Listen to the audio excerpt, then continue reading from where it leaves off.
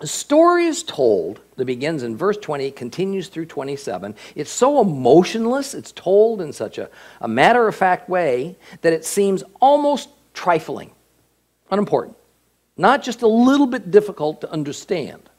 In several places in the Old Testament, we run across these odd scenes that seems almost out of place, slightly out of context perhaps.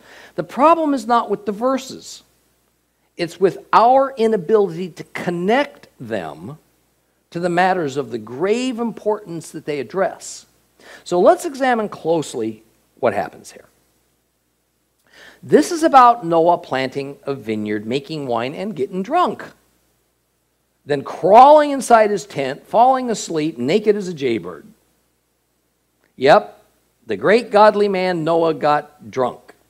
In this case, wine. And by the way, this is the first mention of wine, yayin, in the Bible.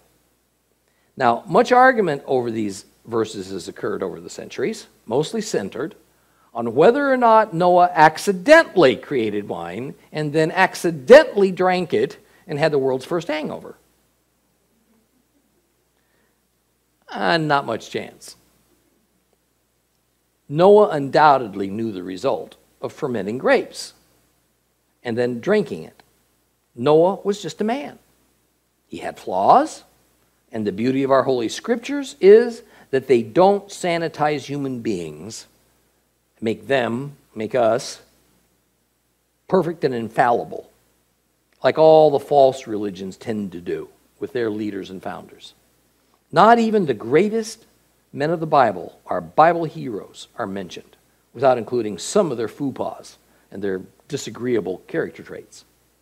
And the reason for this is very straightforward. Our righteousness before God's not dependent on us. It's dependent on God. Always has been. Always will be. But for some reason, Ham enters the tent of Noah and discovers him drunk and naked. And he goes out of the tent and he tells his two brothers, Shem and Japheth. The two brothers then drape a cloak over their shoulders. They walk backward into Noah's tent and they let the garment fall over their father's nakedness without having looked upon him. When Noah wakes up, he's offended. He's angry. He takes his wrath out, not so much on Ham, but on Ham's son Canaan. He pronounces a curse upon Canaan.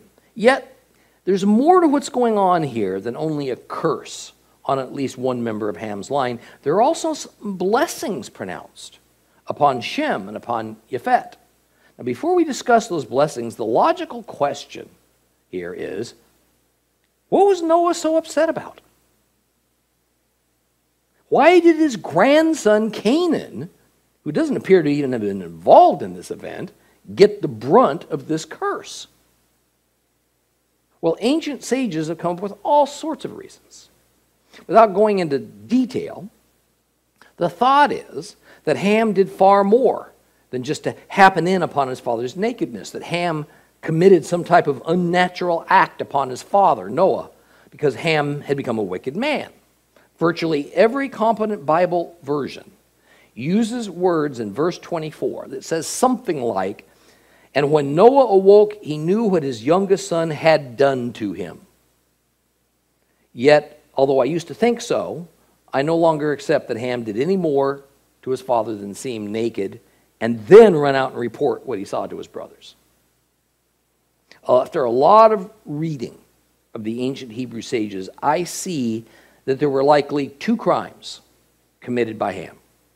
First was the crime of shaming his father.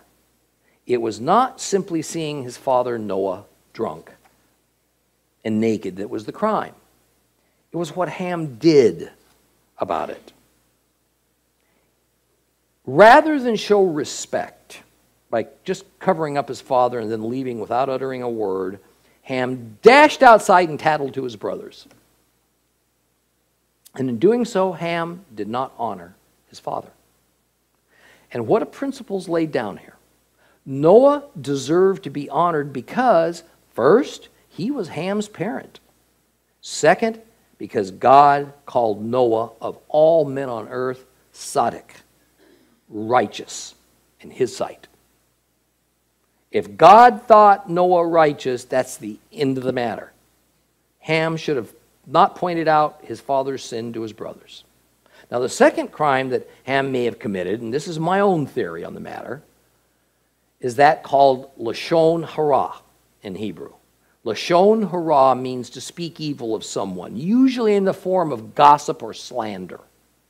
Now, though it may not sound all that serious, because it's done rather usually in our society, in fact, once we get to Leviticus and begin discussing sarat, which is usually mistakenly called leprosy, we're going to see that this disease is thought to be God's punishment, and that the crime or the sin associated with contracting sarat is almost always lashon hara, speaking evil of someone.